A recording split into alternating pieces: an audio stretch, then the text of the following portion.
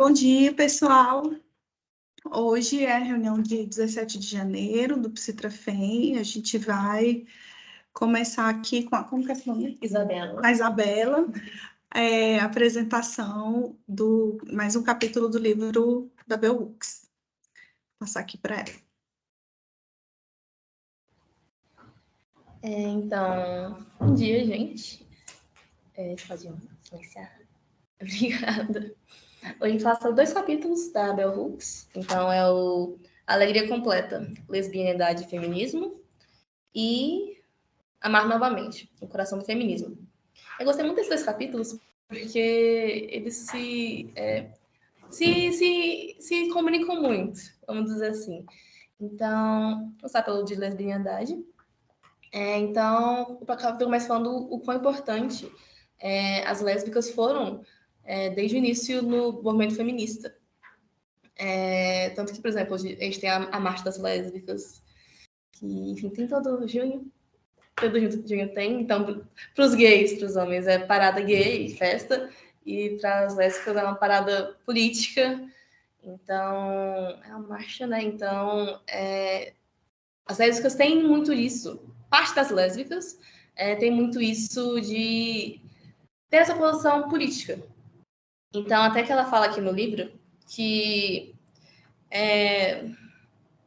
as lésbicas e as bissexuais que ajudaram na vanguarda de libertação das mulheres foram levadas a aderir ao feminismo porque elas já estavam engajadas na política de esquerda. Então, não é questão de você é feminista, você vira sapatão. Não. Você é sapatão, você meio que tem tendências a ser feminista. Então, até coloquei aqui no slide que as lésbicas são tão presentes que até hoje tem o estereótipo de que feminista é sapatão. Então, feminista caminhoneira, essas coisas assim, super degradativa. Mas, enfim, então ela começa focando nessa foco e como as lésbicas elas trouxeram isso pro feminismo, né? E aí, com as lésbicas mostrando como não se relacionar com homens, porque os homens têm isso de dominar as mulheres, de submeter as mulheres, então elas trouxeram à tona, como o amor romântico envolve muito a submissão da mulher. Então, inclusive, elas trouxeram esse pensamento que também está no slide. Se qualquer mulher sentir que precisa de qualquer coisa além de si para legitimar e validar sua existência, ela já estará abrindo mão do seu poder de se autodefinir, do seu protagonismo. Então, as lésbicas vieram muito com essa visão de que o amor romântico com os homens tem isso de se submeter ao homem, de perder o protagonismo, de deixar de ser gente e ser só mais uma mulher submetida. Porém, com as pessoas vendo as relações lésbicas, viram que essa submissão, essa dominação, não está presente somente no amor com homens, mas também nas lésbicas. Então, você precisa de algo além enfim, de ser lésbica, de estar com mulheres para acabar com essa dominação. Não é só você estar com mulher que acabou a dominação, não. Porque essa dominação, ela fica... A gente é ensinada a se submeter às outras pessoas. Então, quando perceberam que, independente de ser com homens ou com mulheres que tem essa dominação, o feminismo acabou se afastando do amor romântico, no total. Eles pararam, no geral, de falar de amor romântico, porque a ideia de amor romântico era a ideia de dominação. E com isso, a gente também se afastou das mulheres, porque as mulheres são socializadas em volta do amor romântico. Então, quando o feminismo se separou do amor romântico, mulheres que estavam atrás do feminismo, enfim, atrás de se curar dos seus próprios partidos, perceberam que não, se aqui eu não posso falar de amor, eu não vou encontrar amor aqui. E se afastaram do movimento feminista. E isso também transmitiu que não tem amor no movimento feminista, que passou a imagem de ódio das feministas para a população em geral. Então, até hoje tem isso, né? Que as mulheres, as feministas odeiam os homens e blá blá blá, essas coisas.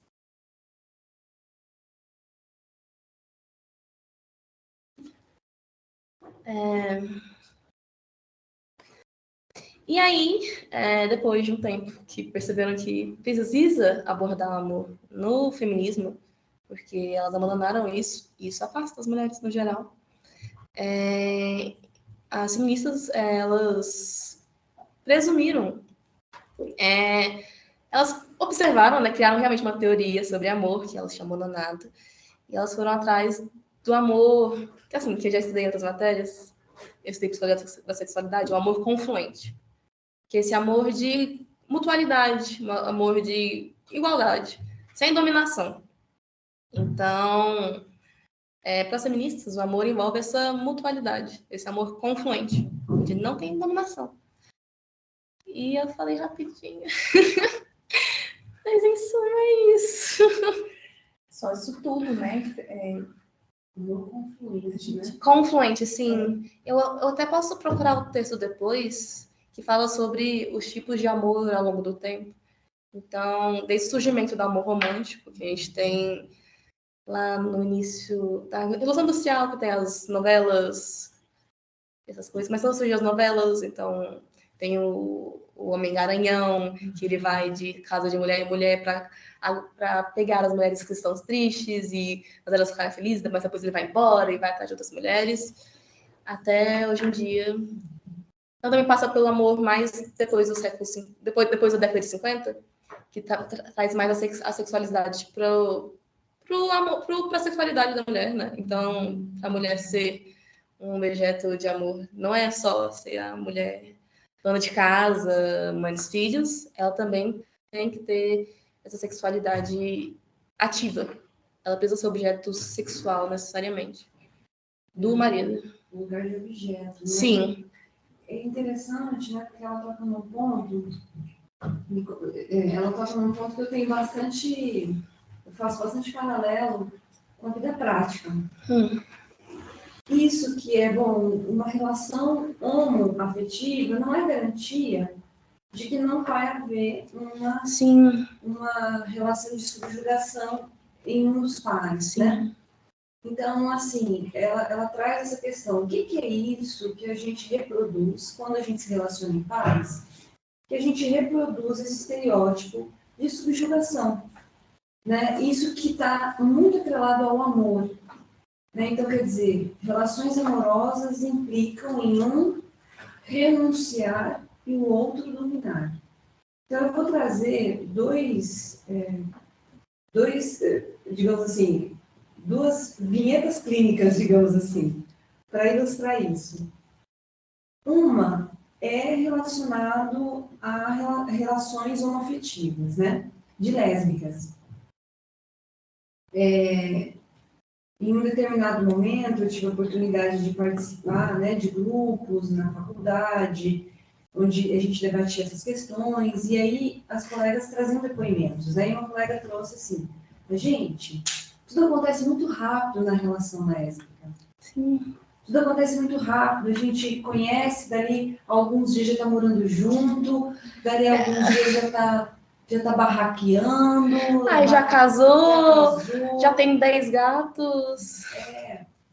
Mas, e o abuso? Sim. E o abuso aparecendo, sabe? E o abuso quer dizer... Mas em que sentido esse abuso, assim? Um abuso de poder, um abuso físico, um abuso... Como assim? De poder, onde aconteciam brigas, agressões, violência verbal, às vezes violência física, de uma contra a outra, né? E aí, assim, isso que se repetia, que a gente, né, ouve muito em relações abusivas heterossexuais, do homem contra a mulher. Né? Mas, de alguma forma, isso se repetia em relações homoafetivas também, de mulheres contra mulheres.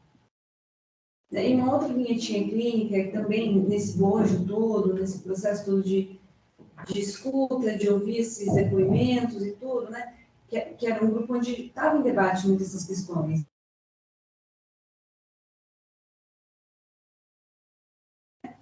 trouxe algo que estava presente nas redes sociais. Então, assim, das redes sociais veio para a gente poder pensar. Uma mulher se relacionou com um homem trans. Né? Quer dizer, o homem trans nasceu mulher, nasceu, né, nisso que é classificado socialmente como mulher, não se identificou com essa classificação de gênero e fez a transição de gênero. Né? Quer dizer, passou por processo hormonal, tal, né? Mudou o nome. E aí era um casal, né? Que no final das contas era heterossexual, porque aquela que era mulher se identificou como um homem. Então era um homem se relacionando com uma mulher. Só que a gente não imagina que esse homem, né? Que saiu de um certo lugar para ocupar esse outro lugar, vai repetir exatamente os mesmos estereótipos masculinos, e foi o que aconteceu. Né? Então, assim, a relação era extremamente abusiva. Extremamente abusiva. Quer dizer, havia uma identificação com esse lado violento, agressivo. Né? Aí, a questão que eu trago será que não é isso? Será que a gente não se identifica com isso? Inclusive, tem uma parte que ela fala dos termos, né? Mulher que se identifica como mulher e mulher que se identifica com homem. Que era um termo que eles usavam para... Deixa eu até colocar aqui. Que eles usavam para, tipo assim... Tinham mulheres no movimento feminista que eram héteros. E eles falam assim... Tá, tem essas mulheres que são héteros, mas que elas se identificam como mulheres, ou seja... Elas não precisam da aprovação dessa coisa masculina, de ter essa violência, e mulheres se identificam com homens, que são as mulheres que, mesmo no movimento feminista, sendo hétero, elas precisam dessa afirmação dos homens para se sentirem completas, para se sentirem, enfim, inteiras. Então, ela até cita uma vez que, depois de uma palestra, foi um círculo de lésbicas comprou para ela, porque ela era hétero e sei lá o quê. E aí, até uma lésbica que defendeu ela falou assim, não, mas ela se identifica como mulher. Ela defende as mulheres, ela não precisa de aprovação de homens. Ela curte os homens, ela curte, enfim, o falo, essas coisas assim, mas ela não precisa da aprovação desse homem. Ela se aprova como mulher, ela é inteira consigo mesma. Então, tem isso também. É interessante que você trouxe dessa relação trans. Então, logo no começo do livro, a Lux, ela fala, né? Esse eu acho que é um ponto central de todo o percurso dela no livro, né? A gente vai precisar se haver, para produzir alguma mudança, a gente primeiro precisa se haver com o sexismo que há engendrado em nós, né? Então, eu fico pensando desse sexismo, né, que ela fala que é o patriarcado institucionalizado, né, que há nessa relação uma identificação com o agressor. A gente é criado nesse contexto do patriarcado institucionalizado, uma cultura sexista e tal. Então, de alguma maneira, a gente se identifica com o agressor. E aí a gente repete, né? Eu não lembro se foi no Tudo Sobre o Amor ou se foi nesse, né, no Feminismo para todo mundo, que ela fala isso, que enquanto as mulheres tiverem dentro do movimento feminista, tiverem essa vontade de ter esse poder que a gente vê os homens tendo, as pessoas não vão partir para lugar nenhum, né? Porque ela fala justamente sobre acabar com essa relação de poder, que é isso que... Enfim, sobre o amor ela fala que é isso que impede o amor, mas também é isso que impede as relações, acho que saudáveis, de forma geral, né? Assim. E outra coisa que eu estava pensando, quando você fala dela, é que até tipo, de forma mais no dia a dia a gente vê isso, né? Tipo, a galera falando, sei lá, um casal de mulheres, um casal de homens, tipo, quem é o homem e quem é a mulher. Tipo, além da homofobia assim, escancarada, você vê essa coisa, né? Assim, precisa haver alguém que tem o poder e alguém que se submete, né?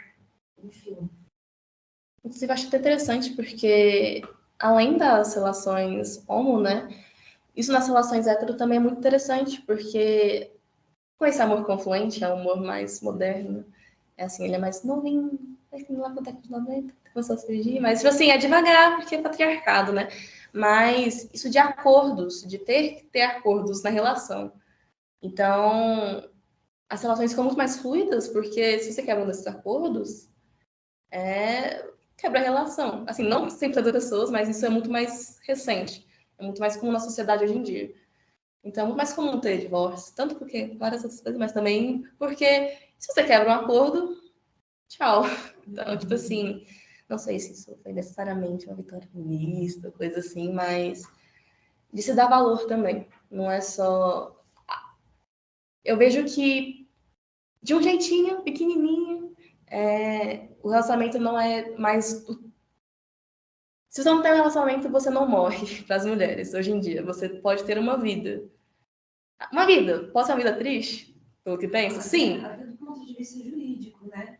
Você pode ter... É recente. Que é recente. Então, tipo assim... Então, tem isso de você poder ter uma vida fora de relacionamentos para as mulheres hoje em dia. Então, isso é muito bom também. Lembrei da Shakira, as mulheres não choram, as mulheres faturam.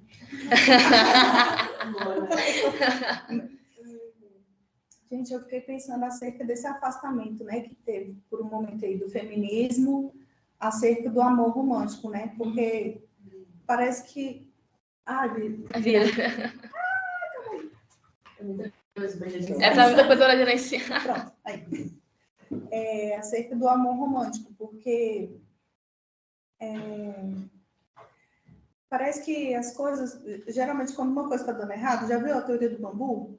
Que você, quando o bambu está muito para cá, aí você puxa ele todinho para o outro lado, aí quando solta fica, até estabilizar, né?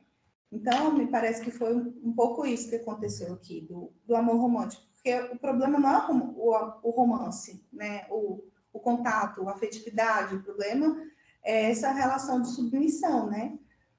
E assim, a questão... O que eu fiquei muito pensando durante a discussão aqui também é o nosso conceito do que o que é ser mulher e o que é ser homem, né? Porque me parece, e eu falo isso também com uma grande preocupação por ser mãe de 2 meninos, de qual a formação que eles vão ter no sentido de quem sou eu, assim? Será que para ser um homem eu preciso ser agressivo? Eu preciso ser dominador, senão não sou homem, sabe assim? Então, isso que é o desafio diário de tentar desconstruir essa ideia de que para ser homem é necessário esse poder exercido para a dominação, né? Ao invés de fluir essa pulsão para outra coisa, né? Flui muitas vezes para o relacionamento, né? E acho que a sociedade vê, talvez uma parte da sociedade, eu não acho que seja todo mundo, mas vê o movimento como um movimento de ódio, por conta dessa ideia também, assim, de que esse empowerment, né? É como se esse empoderamento seria tomar o lugar de poder do homem. E é justamente isso que você falou, né? Que a proposta da autora não é essa, assim, que a gente pense um relacionamento que não seja dominar, não exercer uma afetividade sem dominação, né? É interessante mesmo, assim, a forma como as coisas são construídas na nossa mente, né? E como o preconceito também continua mesmo com essas questões. Eu também fiquei pensando, igual você falou aí, nessa questão, quem é o homem e quem é a mulher da relação? Não tem, são 2 mulheres, são 2 homens. E para os homens as pessoas falam isso também, né? Quem é o ativo, quem é o passivo, quer saber de tudo. Exato. Né? Então... E assim, há uma organização nesse sentido, né? Quer dizer, é um processo constitutivo mesmo, né? É isso, né? Os casais, eles também buscam essa organização, né? O que a Bell Hooks traz, né, que a colega trouxe muito bem, é esse amor confluente, quer dizer, é uma outra maneira de se relacionar, que é algo ainda desconhecido, assim, é algo que a gente está pensando, né? Oxigenando ainda, né? Tem resquício na sociedade, mas, tipo assim, não é o dominante, ainda tá indo. Não, nossa, não mesmo. E eu acho que mesmo nesse esforço desse amor confluente, né? Você vê que as pressões são tantas por esse molde, né? De enfim, eu fui episódio da minha própria vida mesmo. Tipo, é sempre, sei lá, eu ouço muito isso, tipo, às vezes da minha mãe, assim. A minha mulher é maravilhosa, mas às vezes ela solta umas assim, você fica, nossa, nossa, que engraçado. Teve um dia que ela comentou uma coisa comigo, tipo, soltou assim, mas a gente sabe que, mesmo com essa coisa de feminismo, o homem, a gente tem que trazer o dinheiro pra casa. E, tipo, minha mãe, a mulher sempre trabalhou, mas assim, soltou essa. E eu falei, tipo, aí entendi que você escolhe suas batalhas, né? Eu falei, Tá bom, mãe. vamos pro meu quarto. Mas é louco, assim, porque mesmo nesse esforço, a gente vê essa pressão pra entrar nesse molde que é o que a gente foi ensinado, né? Que é o que a gente conhece. E é um molde histórico, gente. Histórico. Ó, na nossa cultura ocidental, lá na Grécia Antiga, mulher não era considerada cidadã. Sim. Mulher, escravos, Criança. qualquer criança, e principalmente crianças com deficiência. Tudo que não tivesse um falo desenvolvido não era humano. Né? Não era mesmo. Então a gente pega os poemas gregos, né? O que eles diziam, né? O que era considerada a mulher, que era a mulher valorosa? É a mulher que era comparada à abelha, a abelha operária. Então, eles tinham poemas satíricos que comparavam a mulher a vários animais, num sentido pejorativo. Né? Então, a gente percebe aí já uma insurgência da mulher, né? Porque, por exemplo, um poeta grego, né? Primeiro que os letrados iam ser os homens mesmo, né? Para eles dizerem, né, que a mulher hiena, que a mulher cachorro, que a mulher, né, sempre no sentido pejorativo, né, era aquela que não obedecia, era aquela que reclamava. Quer dizer, havia uma mulher ali reclamando. Quer dizer, já não estava bom para ela. O que mulher é reclamar? O que a gente reclama, né? A gente reclama quando está tudo ótimo, maravilhoso? Não. Então, na Grécia Antiga, vamos pensar, gente, lá onde a questão da culpa não fazia sentido ainda. Aí a coisa só vai, né? A coisa vai se institucionalizando, porque aí vem, né, o Império Grego, do Império Grego vem a institucionalização da religião, com, né, a igreja nascente, com aquela cultura judaica, ortodoxa e tudo mais, e a coisa só vai se institucionalizando. Né? Então, para chegar no ponto da Idade Média,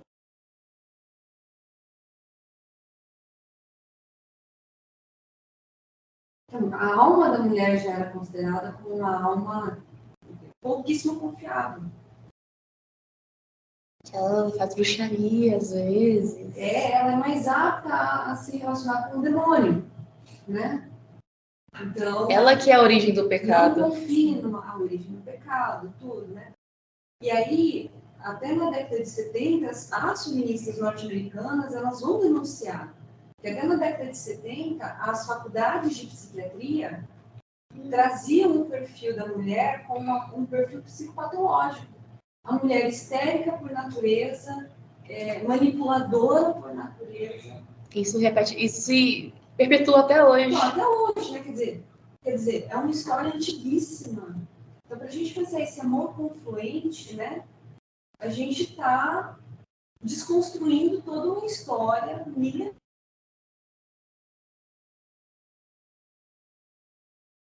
Eu só queria adicionar mais uma coisa sobre o amor confluente, que apesar dele ter experiência, tipo assim, de ser de trocas, de ter mais desigualdade, ele ainda assim é com base em trocas. Ele ainda está baseado no capitalismo de algum modo.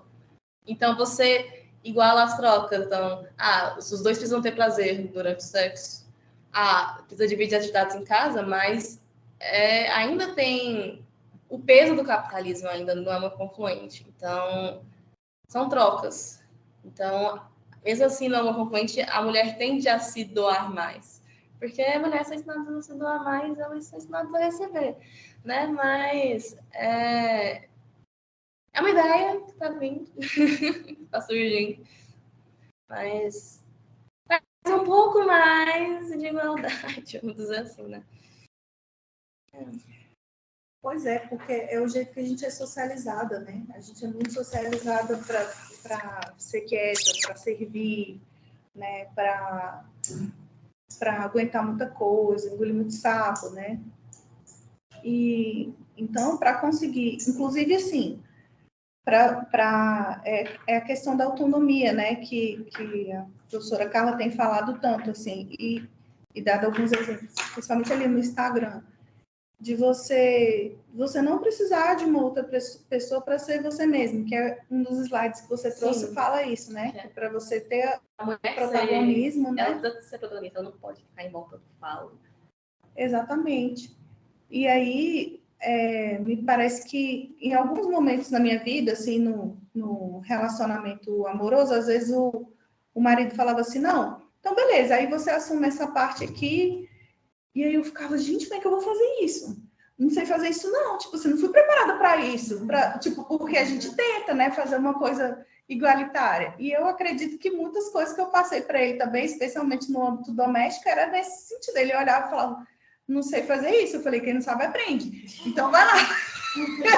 E ele foi aprendendo, e eu, por outro lado, aprendendo outras coisas, sobre finanças, sobre autonomia, tipo... vai comprar um carro, vamos nos planejar e tal, e quando chegar, você que vai fazer toda a pesquisa aí do motor do carro, da potência, do não sei o quê, e custo-benefício. Gente, nunca tinha feito isso. Então, assim, por quê? Porque geralmente quem mexer com carro, mexer com mecânica, mexer com, sei lá, o encanamento da casa, normalmente é o homem que faz. Mas a gente precisa, se é igualitário, né? Ele precisa saber trocar a fralda e eu aprender outras coisas também. E são desafios que a gente vai tentando desconstruir no decorrer da vida. E a gente não está preparada, né? A própria tecnologia, eu pensei assim, né? O homem aprendeu a trocar fralda e a mulher que aprendeu a trocar pneu, né? Tipo assim. Só que você vê que a própria tecnologia é pensada para determinadas pessoas fazerem, né? Exatamente. Porque assim, e outra, então é bem mais difícil para a gente, né? Porque assim, pensando nesse rumo aí, porque o cara tem que aprender a trocar uma fralda, é um serviço manual, né? E para a gente aprender a escolher um carro, vamos supor, né? Tipo, fazer um planejamento para depois comprar um carro, você tem que fazer todo um estudo, velho. Tipo assim, você não está preparada para esse negócio, tipo, o preço, o custo, a potência do motor, do não sei o quê. Então, questão de finanças, por exemplo, né? Que a gente não é socializada para isso, assim, sempre é o homem que vai organizar, o homem que não sei o quê, mas e aí? A gente trabalha, né? A gente precisa se organizar em relação a isso. Então, é toda uma subjetivação que a gente precisa tentar desconstruir, assim, é um esforço muito grande mesmo, mental, assim, de você, no dia a dia, tentar seguir outros rumos, assim, ensinar as crianças. Que a gente fica meio com, às vezes eu fico, né, meio com pânico, assim, falando, meu Deus, será que eu vou reproduzir a mesma coisa, meus filhos vão viver do mesmo jeito? Não, vamos ver. É lógico que, assim, a gente não tem o controle de tudo, né, e faz o que é possível e vai dar certo. Mas é um trabalho mesmo, diário, né? Não é possível também tudo agora, né? Algumas coisas a gente vai conseguir ensinar, né?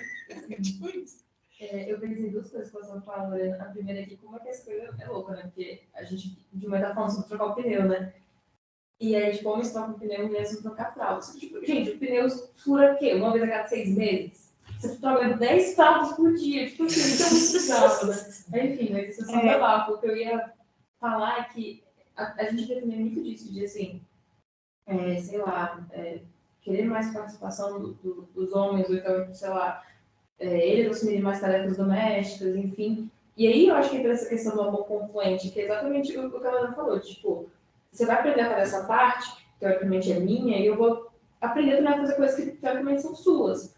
E eu acho que a gente vê muito disso de mulheres que querem que mude isso, né, que comece a participar mais, mas que eu quero continuar aqui nesse lugar.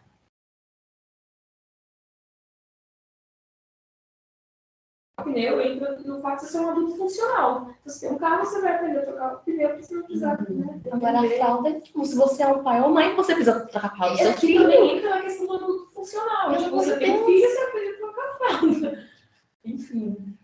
Mas algo que me lembrou também, assim, vendo meus amigos, que acontece bastante também, que eu vejo, é que apesar de ter essas trocas, por exemplo, um faz aqui, não vou fazer isso, então, sei lá, A mulher precisa trocar o pneu e o homem a trocar a fralda. Mas, por exemplo, quando é nessas trocas emocionais, isso não fica tão explícito.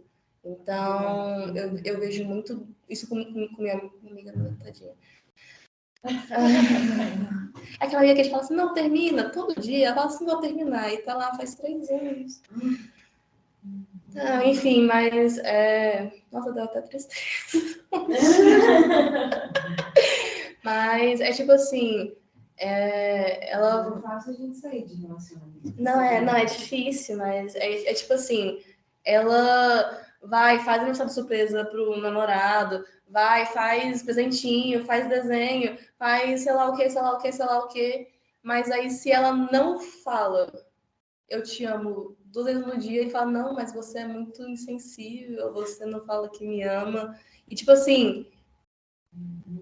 E aí... a gente pega, tipo assim, a gente aprende a levar crítica. Homem não aprende a levar crítica. Então, tipo assim, ela fica, tipo... Eu fico, tipo, mulher, você faz tudo isso? Ele, no máximo, vai com você na faculdade junto. Porque ele também vai pra faculdade. E aproveita. Ele já ia mesmo? Ele fala, eu te amo 2 vezes. Só porque ele fala, eu te amo mais, quer dizer que você não ama ele? Mas isso que você está falando, gente, dá um desenho que isso é a resumo da vida da mulher, né? De maneira geral, assim. A gente abre o caminho, dá voltas, desvia, tal, para chegar naquele ponto, né?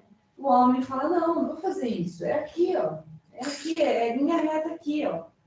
Né? Não vou renunciar, não há, né? Essa predisposição, porque não fomos socializados dessa maneira, a essa renúncia, a essa doação, de maneira geral, né? Eu tava também, tipo Daí assim... somos educadas, né? As mulheres sempre tentam abrir mais o espaço delas, enquanto os homens ficam nessa posição de conforto o tempo todo e não fazem nada mais. Então... E quando não fazemos, aí sempre que vem a crítica. Porque a mulher precisa fazer mais, mas o homem pode ficar quietinho. Né? Aí é insensível, olha, insensível, egoísta, individualista. Gente, eu fiquei animada, então. Hoje eu estou usando a reunião para considerar Não, porque eu lembrei, você estava falando dessa questão de fazer, né? Outro dia eu estava lá com os meninos. Eu falei, gente, olha só, vocês dois. Não é só falando eu amo você que você ama uma pessoa. Se você traz um copo d'água, você ama uma pessoa. Você demonstra que ama. Se você trata bem, se você faz um favor para aquela pessoa, com ações você também ama, né? Então, você vai... porque isso daí, a gente é ensinado assim, né? Que você tem que obedecer, que você tem que ser gentil, não sei o que, não sei o que. Aí, você falando aí que o menino achava que era só falando. Eu falei, eu não ensino isso não, isso daí eu estou ensinando direito o negócio. Tem que... Ações também são expressões de amor, né? Então é isso, a gente vai pensando aqui, tentando refazer. Seria legal se a gente conseguisse, assim, expressar essas tantas coisas que a gente escreve assim, pensa nas nossas escritas também, né? Assim, para multiplicar. Eu vejo que muitas vezes as mulheres, quando entram em relacionamentos, elas têm que se podar para caber dentro do homem. Porque se ela é mais que o homem, eu acho que ele se incomoda muito. Em várias questões. Se a mulher ganha mais que o homem, ele fica um pouco incomodado. Se a mulher é mais inteligente, enfim... Tem mais amigos. Tem mais amigos, tem mais isso, quer mais sexo. É tudo assim, a mulher tem que se conter, assim, se caber dentro daquele homem. Então, muitas vezes as mulheres se silenciam para manter o relacionamento funcionando normal, porque senão... E a responsabilidade de manter o relacionamento é delas. 100%. Nossa, você falou dos casamentos, né, de divórcio, eu vejo como um lado bom, porque eu olho para a maioria dos casamentos de 50 anos, eu falei, gente, como é que minha avó aguentou isso? Porque é difícil. E aí, tudo pela família, tudo pelos filhos. A mulher pensa muito mais nos filhos do que os homens nessa questão de manter ou não o relacionamento, né? Mas meus filhos, isso. Eu acho que até nessa questão do amor, acho que tem muito isso.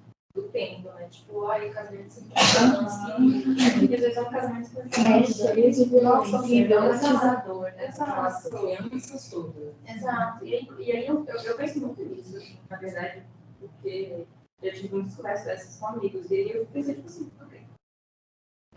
qual a questão do tempo aí, né? Tipo assim, a gente olha para um casal que tá juntos há muito tempo e fala, caraca, que lindo isso, né? E às vezes não significa nada nesse aspecto. Nossa, depois que eu vi meus amigos e falei assim, nossa, cadê, ó? Se durar um ano e for bom, tá ótimo. Porque é incrível que, tipo assim, eu tô com 20 anos, né? Então, tipo assim, tô novinha ainda. Mas todos os namoros que, tipo assim, começaram no ensino médio e tá até hoje, gente, é show de horror. É show de horror, é abuso sexual, abuso verbal. E tipo assim, eles por terem se conhecido naquela época, eles geram uma dependência tão grande que fica ali, é difícil. Questão que eram essas criaturas, né? Algumas famílias que chegam realmente trazem essas marcas também. Vai sendo É um transmitido. ciclo. Se não quebrar o ciclo, continua. Acho que tem a coisa do primeiro amor, né? Também, assim. Ai, meu primeiro amor, será que eu vou viver a vida inteira? Esse que é o problema desse amor romântico construído, né? E conservador, né? E conservador. Provavelmente está em jogo virgindade. Exatamente. Virgindade, Os né? tabus milenares, a gente não se vê livre deles, né? Exatamente. Eu tenho 2 casais de amigos que eles começaram a namorar no ensino médio, eles estão juntos há 10 anos. Gente, eu tenho 20 e poucos anos e minha amiga tem 10 anos de namoro experimentando. E aí eu fico pensando muito nessa ótica de que ela não sabe como que é se relacionar com outras pessoas. Então, eu acho que ela aceita o mínimo, assim, eu olhando de fora, porque eu fico pensando, cara, ela não teve a oportunidade de saber que ela poderia receber mais, que ela é uma pessoa super carinhosa, super rígida, né? Eu acho que se ela encontrasse alguém assim que fosse carinhosa também, eu acho que ela ia gostar muito mais. Só que ela não teve essa experiência, Não né? pensa nisso, não. Então, essa coisa de virgindade. Então, às vezes, poderia só encontrar uma pessoa que faz outras coisas, que faz outras, leva para ter outras experiências e tudo mais, mas não, ela fica ali naquele relacionamento, tá confortável, tá na zona de conforto dela, a pessoa que conhece, já conhece a família, já conhece E aí, se terminar, vai. Aí, como é que vai ser a relação do ex com a família? Aí, como é que vai ter que explicar? Tem memórias, né? São 10 anos construindo memórias. Sim, e aí É vira um muito luto que vai dependente, ficando dependente. longo. Assim, fala, amiga, vamos fazer uma coisa, sei lá, Mas terapia ajuda.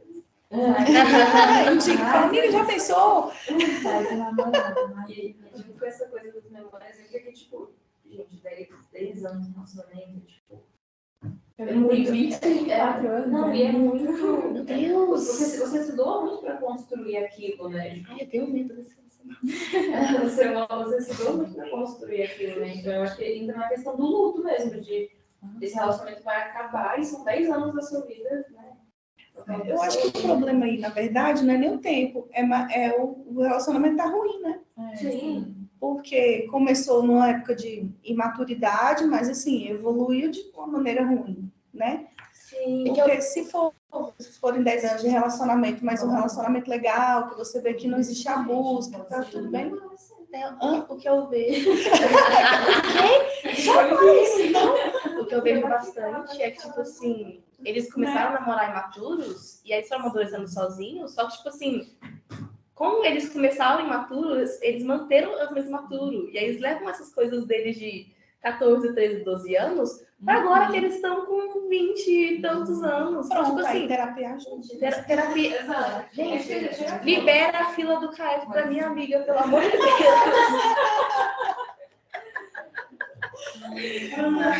Por isso, gente, eu sou a favor de não deixar namorar cedo. Não deixa namorar cedo. Não, mas ó, deixa, mas assim, ó, terminar o ensino médio, separa. Como faz? Aquela Mas é oportunidade que você vai acostumando com a pessoa. Fica. Não precisa namorar sério, não. Fica. Conhece alguém, fica. Depois, tipo isso. A coisa da dependência, esse é o problema. Você não sabe Que vira uma viver pessoa só. mais. Nossa, é um saco. É uma fase, se a gente pensar na nossa fase, né? Da Na nossa adolescência. fase de desenvolvimento, a Ali adolescência é uma fase de muita insegurança, né? Sim. Aí você tem alguém do seu lado ali também tão perdido quanto você. E aí você.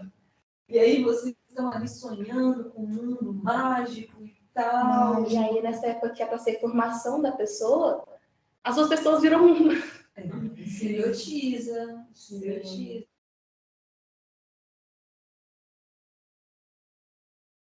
Porque, gente, eu vou virar mãe de adolescente esse ano. Então, assim, tem que entrar no grupo depois de mães de adolescentes para pensar isso. Da contemporaneidade, tem isso Mães também, né? feministas de adolescentes. Mães feministas de adolescentes, porque faz como? Pelo que eu tenho visto aí, o povo falar, a mãe fala não para adolescente não nada. Tipo assim, Uai, que adolescente vai ser. fala que não, o menino vai, namora escondido, não sei quem, cria todo um conflito, não sei o que lá. Então, assim, essa coisa do não que não vai ter, não, tem que ter, não, lógico, tem que ter limite às coisas. Mas é um desafio, eu fico pensando, gente, e se o menino encasquetar que quer namorar e não sei o que, eu falar que não, ele vai ficar lá com. Ai, não sei. O melhor é. Agora que eu tô pensando. Não é difícil. Gente, todo mundo já foi adolescente. Quando sua mãe falava não, você ficava como? Não. O ódio, não E o sai da pior, terra. não, o pior é quando você fala não, e a pessoa faz escondido, faz sem proteção, e aí tem um filho no meio. Aí você pega e bota o menino em risco. Entendeu? Então, tipo assim, adolescente é complicado. Pronto, gente, já temos o tema da terapia da semana. Vou anotar aqui para não esquecer. Isso é uma coisa que eu tava conversando, inclusive, com a minha mãe essa semana, porque lá em casa nós somos três filhas, né? E a diferença de idade minha das minhas irmãs é muito pequena. Então, tipo, quando eu tinha 5 anos, a minha irmã do meio tinha 3 e a menorzinha tinha acabado de nascer. Então, quando nós éramos adolescentes, as 3 eram adolescentes. Nossa, E aí, hoje eu olho com outra perspectiva, né? Quando eu era adolescente, eu e minha mãe, a gente assim, tipo, gente, era um ringue. Lá em casa era, tipo, muita loucura. Minha mãe santa, eu penso nisso todo dia com mãe. Obrigada. Desculpa. Desculpa, obrigada. Mas eu percebi nisso, que minha mãe, eu vejo muito esse comportamento da minha avó, assim, que a minha avó sempre foi a pessoa, tipo assim, minha filha, namorar não, vai pensar nessas coisas depois, sabe? Vai estudar, vai fazer essas coisas.